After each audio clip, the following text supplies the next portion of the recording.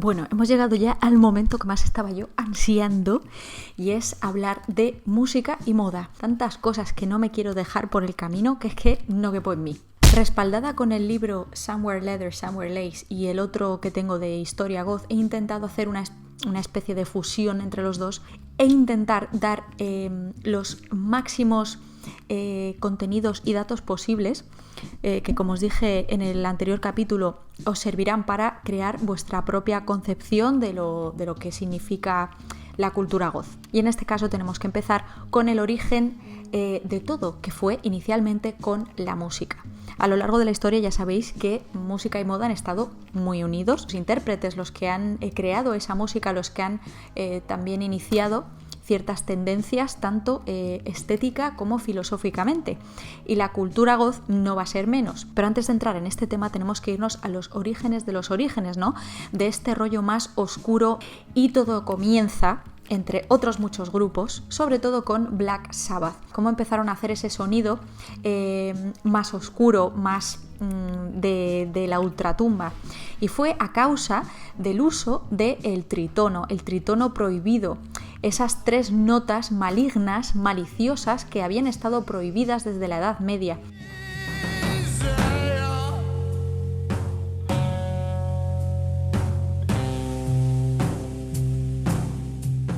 En inglés se denomina The Devil's Interval o el intervalo del diablo. Todo comienza porque Tony Iommi, que es guitarrista archiconocido, guitarrista de Black Sabbath, este señor un día se dañó los dedos en la factoría en la que trabajaba a las afueras de Birmingham. Ya sabéis que es una ciudad mayoritariamente industrial. Se daña los dedos y entonces tiene que cambiar su forma de tocar la guitarra, lo cual irremediablemente daría lugar al sonido de Black Sabbath tal y como lo conocemos hoy en día, y ha sido una fuerte influencia sobre todo para el metal. No podemos olvidarnos de Alice Cooper, de Velvet Underground, de Lou Reed, Leonard Cohen, The Doors con su álbum Closer o Iggy Pop con su álbum The Idiot. Digamos que son esas semillas iniciales que empiezan a propiciar, ¿no?, toda esta sucesión de sonidos posteriores.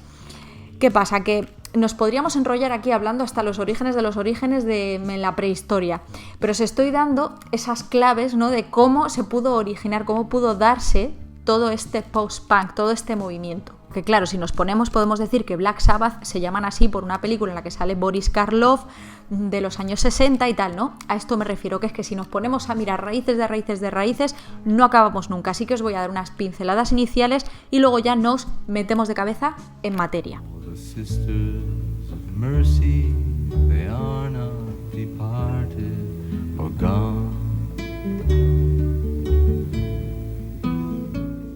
Por ejemplo, Leonard Cohen tiene un tema que se llama Sisters of Mercy, y adivinad, el grupo Sisters of Mercy se llaman así por este tema. Lou Reed con sus álbumes Berlin o Lulu ya nos dan estas pequeñas muestras de discos muy introspectivos, hablando de temas de la muerte, temas también transgresores, el sexo, temas en contra de la religión.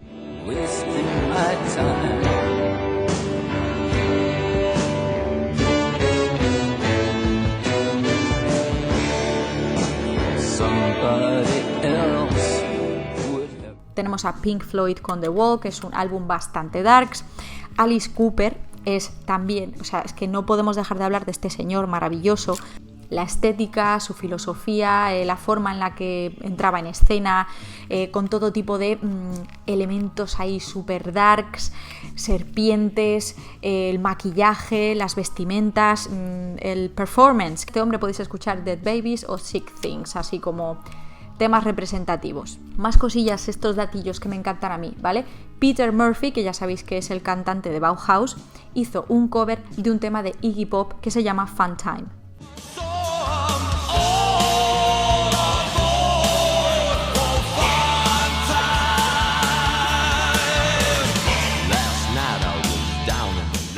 De hecho, Siouxsie and the Banshees también han afirmado en muchísimas entrevistas que Iggy Pop fue una fuerte influencia para ellos, para su puesta en escena, para su filosofía, música, todo en general. Steve Keaton, en la revista Sounds, por primera vez en el 81, denomina a este tipo de música como punk gothic.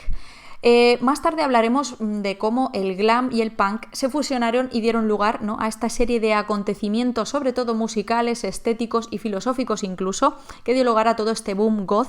De hecho, hay muchas bandas, como por ejemplo Joy Division, que negaban, ¿no?, incluso The Cure, que negaban ser goth. O sea, ellos decían, joder, no me gusta que me etiqueten, ¿no?, que me metan en este rollo.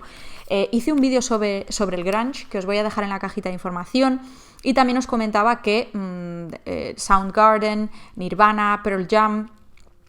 al principio ese rollo de la música grunge, no sé qué, no les gustaba nada que les metiesen ahí como en un cajoncito. Con esto pasa lo mismo. Ya nos podríamos poner a hablar aquí, soltar el rollo de música clásica, muy darks, Wagner, yo qué sé, Karl Orff, con Carmina Burana, pero en esto ya son temas un poquillo más subjetivos, ¿no? Esto entra dentro ya de lo que cada uno o cada una perciba como darks. Ahora sí, vamos a entrar en materia, vamos a empezar a desmembrar, a desmenuzar todos estos conceptos, aspectos, movimientos estéticos, psicológicos, filosóficos. Un vídeo que hice hace tiempo, os voy a hacer una lista de reproducción con todos los vídeos que tengo relacionados con estos temas, en el que hablaba del tema de sex beat. Somewhere leather, somewhere lace, somewhere makeup on their face. Some are young, some are old, some too hot, some too cold. Sabéis que mi libro favorito, que es este que estáis viendo ahí, está basado en la letra de este tema. Y las líricas vienen a decir que todos los que forman parte de la cultura y del movimiento post-punk, todas estas personas que formaron parte de ello, vienen de backgrounds completamente diferentes. Da igual tu estatus económico, da igual tu raza, da igual incluso de tu ideología política, etc. Porque el post-punk podía aunar a todos, ¿no? Entonces en esta canción pues hablan de que algunos llevan piel, otros llevan encaje, algunos llevan maquillaje y otros no, etc. Y ya empezamos con la primera pincelada de lo que significa la cultura post-punk, la cultura goth.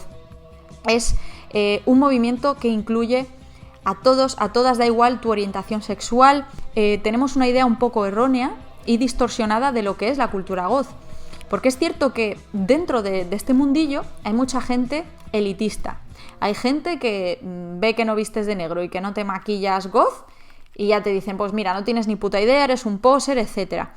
Cuando la realidad es que es algo muchísimo más profundo. Hay muchísimas actuaciones en las que The Cure salen con vestimentas coloridas. De hecho, hace un tiempo encontré un vídeo en directo que sale Robert Smith con un pantalón fucsia, no sé si era el pantalón o la camisa. Punks, New Romantics, The Morbids, New Wavers, tuvieron muchísimos calificativos en ese momento, y más tarde la prensa es normalmente quienes acuñan ese término, ¿no?, para unar a toda esta gente, porque realmente tú no ibas a un sitio y te decían, oh, bienvenidos a la reunión de los goths. Es muy curioso este dato, y es que este movimiento se dio en distintos rincones del mundo, no solamente en un área determinada por estas u otras razones.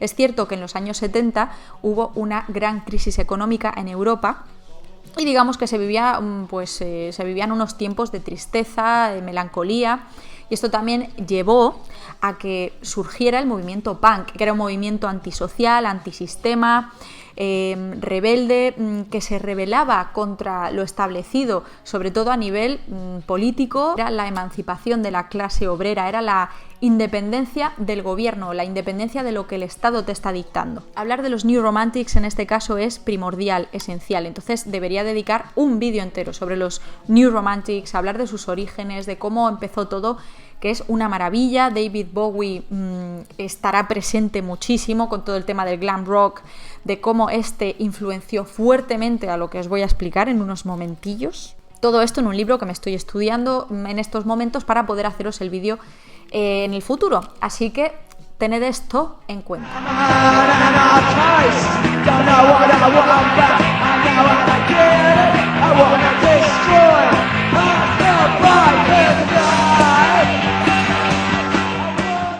La música punk era una oportunidad de conseguir por fin una identidad, de conseguir alzarte perteneciendo a una clase más baja, era una oportunidad de conseguir tener una identidad colectiva, oportunidad de ser único y de alzar la voz en contra, ya os he dicho, del gobierno, de la política, de todo aquello que nos deshumaniza. Y retomando lo que se estaba diciendo de esas personas que intentaban buscar una identidad más individual si cabe, mezclado con el amor por el arte, esa reminiscencia de los valores de la aristocracia, no a nivel económico y a nivel de bienes, sino a nivel de culturizarse, de enriquecerte a través de la literatura, a través del arte, a través de todo lo que te rodea que te hace ser un ser lleno de virtudes. Son los New Romantics realmente los que empezaron a extraer de aquí y de allá todo tipo de elementos,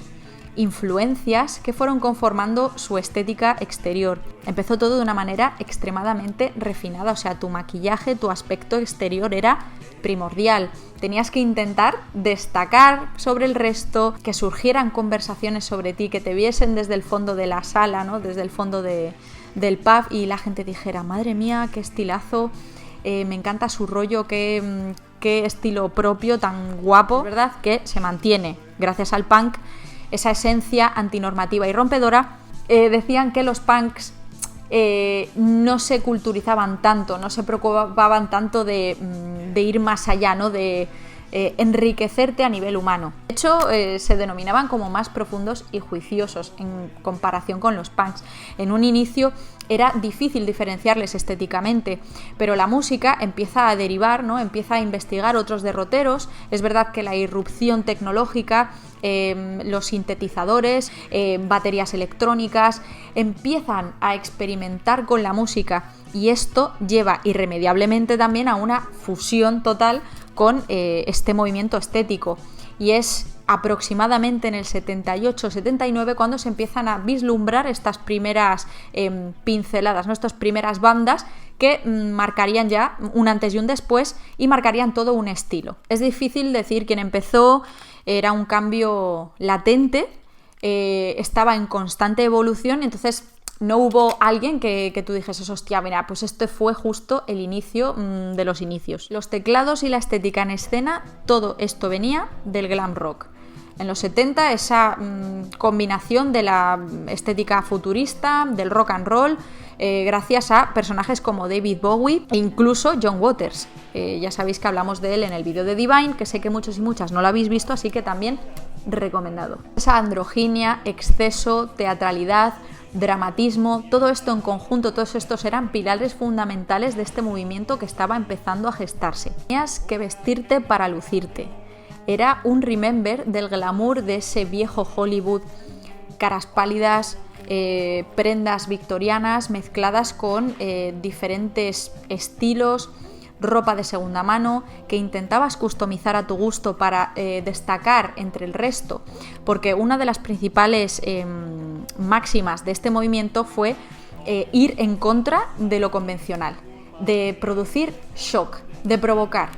Londres fue la cuna de este movimiento, de hecho cuando iban al club una vez por semana se tiraban horas y horas maquillándose, preparándose. De hecho hay muchos testimonios que podéis leer en este libro de personas que empezaron con este movimiento, empezaron a vivir de lleno toda esta gestación, toda esta revolución, tanto musical como estética.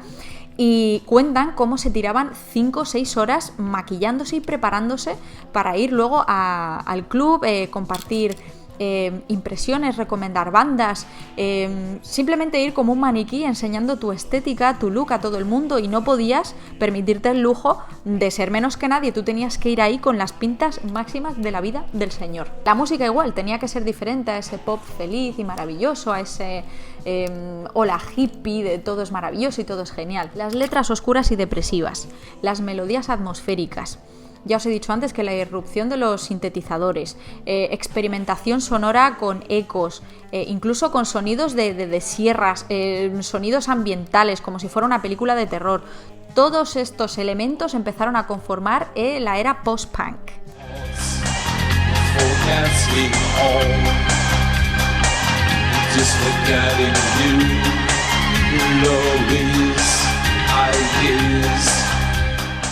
Si Si no habéis visto los anteriores episodios, estáis cometiendo un grave error, amigos y amigas, porque ahora vamos a hablar del tema Bela Lugosi's Death. ¿Os acordáis de Bela Lugosi? ¿Os acordáis de aquel actor maravilloso que encarnó a Drácula, etcétera? Digamos que abre el género, que es de Bauhaus. Ya sabéis que Bauhaus, un icono máximo y total de la cultura post-punk. Si no te gusta, no pasa nada, ¿vale? No te preocupes, no te hace ser menos goth. Pero hay que escucharles para darte cuenta de donde dimana todo, como diría José Mota.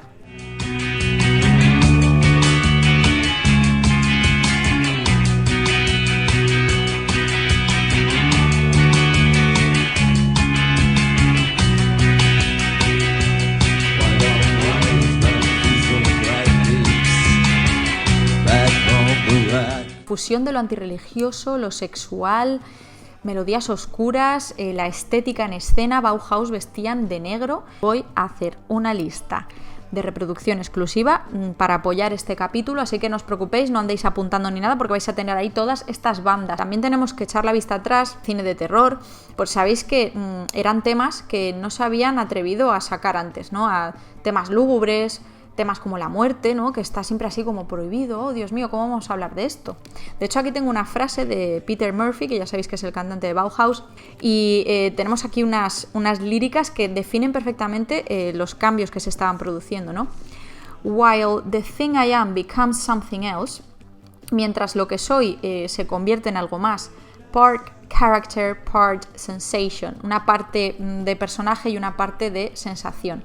Para que os deis cuenta de esa dualidad, ¿no? De, por un lado, toda esa puesta en escena, todo a nivel estético, cómo era algo que pretendía ser chocante, pero a la vez también profundo, a nivel filosófico, era algo que entrañaba muchísimo más. Claro que en ese momento habría gente pues que le gustaría solamente la música, que le gustaría solamente la estética, pero os aseguro que el 99,9% de las personas que estaban envueltas en todo este rollo estaban hablando y escuchando lo mismo, porque no había tantas bandas como ahora, no tenías tantas opciones. Actualmente tenéis pues hasta metal gótico, pero en ese momento era eso y ya está, como una hermandad, como una familia, todo ahí en petit comité, chachi piruli.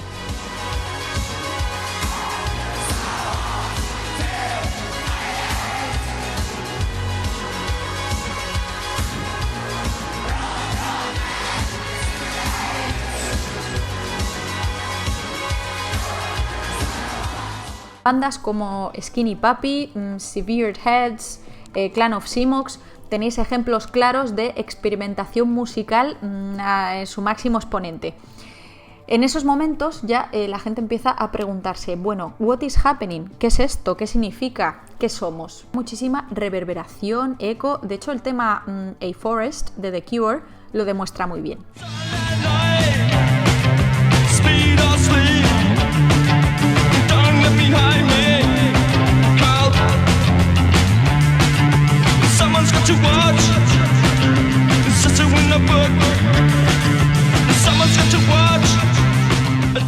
Más espiritual y romántico que el punk, eso es inevitable. Es verdad que hay algunas bandas, como por ejemplo Killing Joke, que estaban más cercanas, ¿no? A nivel sonoro, estaban más cercanas al punk, ¿no? En ese rollo más frenético.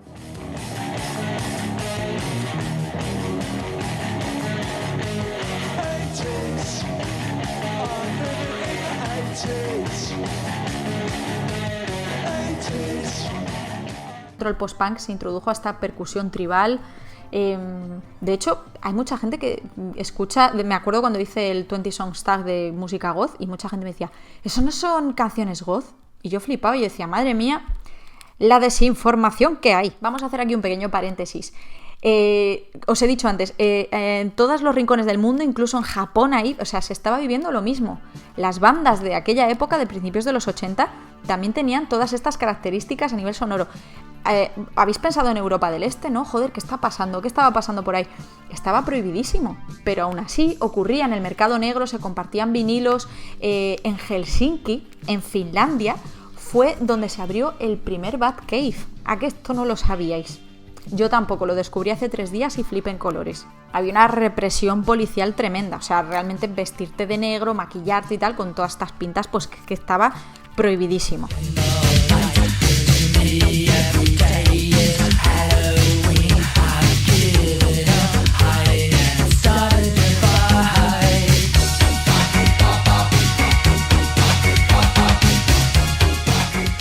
tenemos aquí un gran himno de la época de Ministry que se llama Every Day is Halloween, que además es algo bastante recurrente, ¿no? en el mundo goth, que la mayoría de la gente dice, hostia, hay gente que me pregunta por la calle, hostia, ¿vas a alguna fiesta de terror o algo así? Parece que es Halloween, y tú dices, no, es que así es como estoy yo todos los días. Bueno, resumen, que las líricas dicen así, porque para mí todos los días es Halloween. He dejado de esconderme y he empezado a luchar. No hay evidencias concretas de los inicios de esa estética más oscura, ¿no? Más las bandas fueron las que establecieron, ¿no? Digamos estas normas, ¿no? Esto de, no, es que para ser goth te tienes que vestir de negro. Esto vino, sobre todo, pues ya os he dicho, de bandas como Bauhaus, porque luego más tarde habría bandas que empezarían a experimentar y a darle otro twist, como Sisters of Mercy, introdujeron otro tipo de estética un poco más elvisiana, yo diría. Por otro lado tenemos a Fields of the Nephilim, tenemos a The Mission, The Cult, que tenían una estética más en el lado dandy de la vida.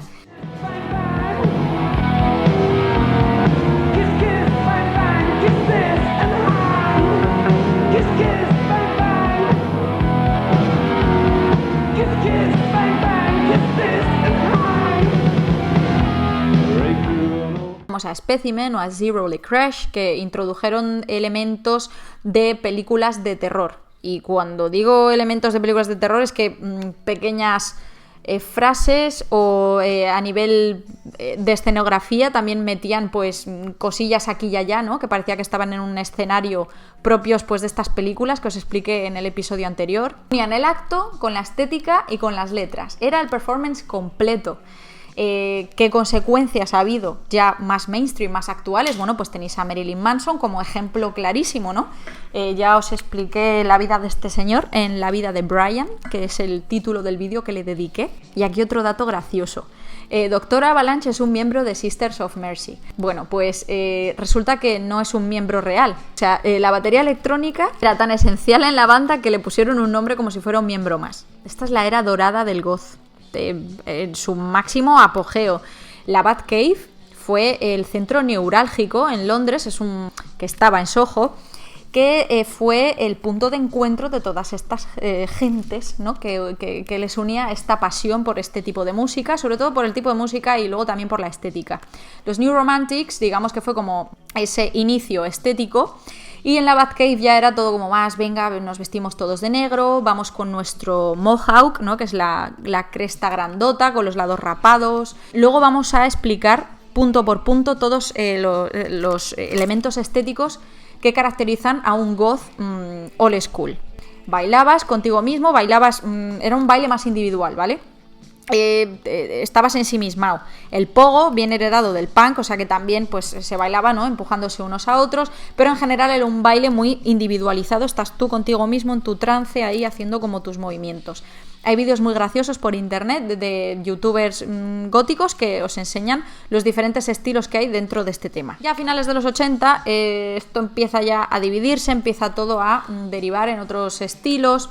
Es cierto que nada es para siempre, la experimentación lleva a que surjan diferentes géneros, como por ejemplo el industrial, surge pues el techno, el house, música electrónica. En busca de la pureza sonora pues surge el rock gótico, ¿vale? Y ya os he dicho antes que tenemos a bandas como Fields of the Nephilim, Mission, The Cult, ¿no? Que buscan más ese origen, ¿no? Ese punto inicial que se estaba perdiendo. Que ya consistía todo más en me quiero parecer a esos músicos más que esa búsqueda de la identidad propia de hostia, es que quiero labrar mi propio yo, ¿no? Y gracias a esta música me siento más arropado porque una vez por semana me puedo reunir con toda esta gente que piensa como yo y estéticamente es como yo. En esos momentos, ojo, era algo muy difícil de conseguir y con el post-punk se estaba logrando. MTV, Top of the Pops, empieza ya a meterlo todo aquí en el saco mainstream. Como no, MTV siempre en medio como los jueves. En el 86 ya la mayoría de las bandas se habían vuelto mainstream, lo cual yo no veo que sea tan negativo, porque incluso actualmente tenemos muchísimas bandas post-punk que siguen haciendo su rollo. Tenemos a un rollo más neo-post-punk que sería Prayers. A Batcave, de hecho, había una norma no escrita que era, si no vas vestido de negro, como que no pintas mucho aquí. Que eso es ya cuando empieza todo ya a derivar en cosas que no. Cuando una cosa empieza ya a enquistarse demasiado, y esto siempre pues hago el símil con Moderdonia en la vida moderna. Bueno, pues cuando la cosa ya empieza a rayar demasiado lo rayable y la gente ya se empieza a venir muy arriba, la cosa ya se empieza a desmadrar, ¿no? Cuando te lo tomas todo demasiado en serio, ¿vale? Y te encorsetas tanto es cuando empieza la cosa ya a irse de madre. Y esto es lo que pasaba, porque a nivel estético, o sea, ¿por qué coño tenía que haber una obligación de no, es que tienes que ir darks, de negro? De hecho, he leído que en pubs, en clubes de Nueva York, eran muchísimo más abiertos de mente. He visto declaraciones de gente que, joder, que iban a pubs en Nueva York y se sentían más libres porque no era todo tan elitista.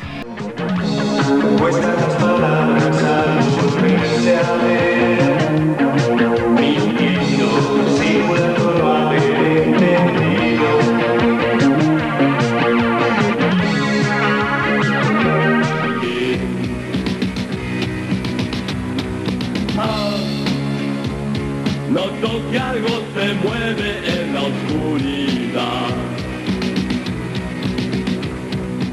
Curioso que en países como España las bandas no tuviesen tanta notoriedad. También es verdad que el lenguaje era una barrera, pero, joder, es verdad que bandas alemanas, bandas francesas tuvieron muchísimo más éxito. En España tenemos a Gabinete Caligari, Parálisis Permanente, El Último Vecino, Décima Víctima. Ya os pueden parecer más o menos post-punk. Tenemos a Alaska y los Pegamoides. De hecho, en este libro sale Alaska y este libro es un compendio de la historia de post-punk y tal. Alaska y los Pegamoides salen ahí, primordial. Pero bueno, yo diría que el máximo exponente serían Parálisis Permanente.